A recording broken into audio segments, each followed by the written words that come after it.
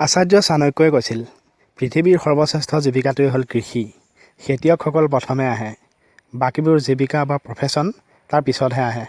কিন্তু আজি অসমীয়া কৃষকসকল তেনে অসহায় হৈ পৰিছে।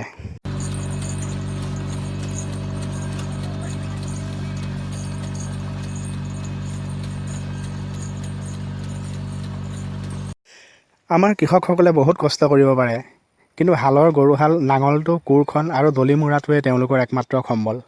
আধুনিক প্ৰযুক্তিৰ খেতিৰ সঁজুলি তেওঁলোকৰ বাৰুকৈয়ে অভাৱ।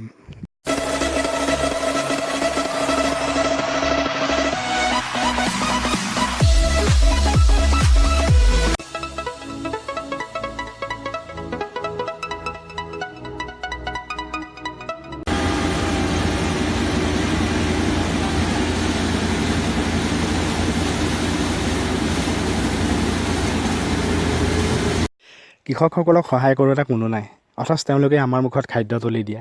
বেংকসমূহেও কৃষকসকলক ঋণ দিবলৈ কুণ্ঠাবোধ কৰে। এটা কৃষি লোন পাবলৈ এজন খেতিয়কে 2-3 মাহমান বেংকলৈ তাঁত-বাতি কাঢ়িব লাগে।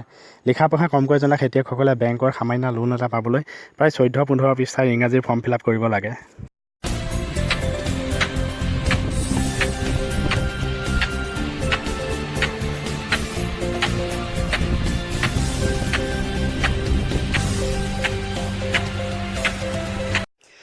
বিদেশত কিদৰে অত্যাধুনিক যন্ত্ৰ পাতিৰে খেতি কৰা হয় ভিডিঅ'টোত আপোনালোকে দেখিছেই। এইসমূহ যন্ত্ৰ যদি আমাৰ খেতিয়কসকলৰ হাততো পৰিলহেঁতেন, তেন্তে হয়তো দেশৰ চেহেৰাই সলনি হৈ গ'লহেঁতেন, নহয়নে বাৰু?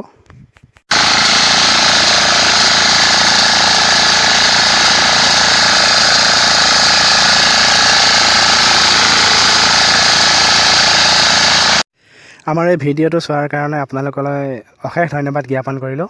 আপোনালোকে এটা লাইক কৰিব আৰু চেনেলটো ছাবস্ক্ৰাইব কৰিব। ধন্যবাদ।